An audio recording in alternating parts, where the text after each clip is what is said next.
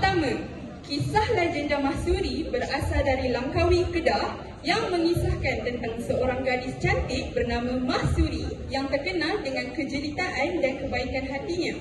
Mahsuri berkahwin dengan seorang pemuda bernama Derahman.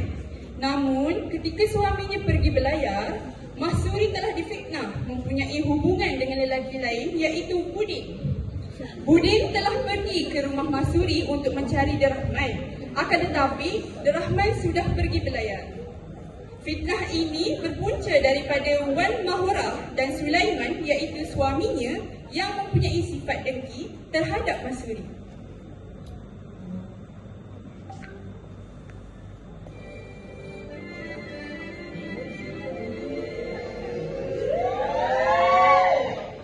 Mahsuri, buat apa tu?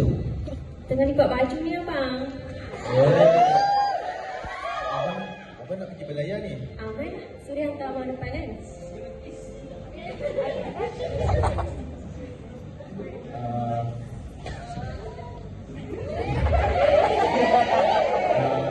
Doakan abang supaya selamat pergi dan selamat pulang ya.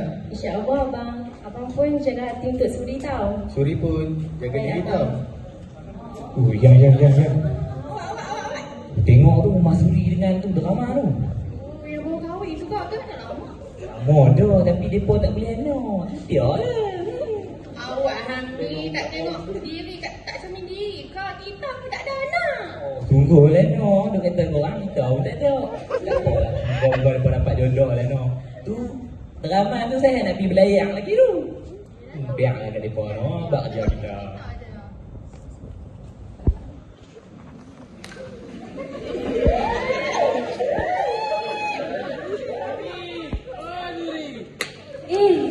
Udin lah. Weh, lama tak nampak Udin. Aku mau balik ni. Mana Man? Man, Mana Man? Man baru pergi berlayar. Tapi tu ada ayat. Ada. Naiklah dulu ni. Apa Kejap, ni ya? Ah.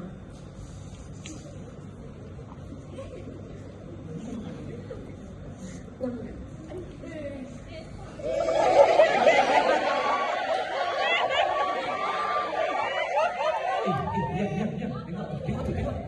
Awak masih tu, itu bukan Udin. Sebelah kamu sana kak. Tu tengok Suri tu tadi baru dia puji. Laki dia baru pergi 2-3 jam pergi belayar tu. Baru ramai lelaki main rumah. Ya Allah, itu kita kena bagi kau ketua. Tak boleh jadi. Maksiat lah kahwin kita ni. Jom.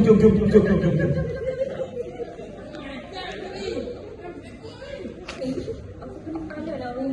Aku ni baru mengandung. Bayar. Aku ni tolong ah. Aku pergi minta tolong kat Timur. Tak apa dah. Boleh nak lah. Boleh.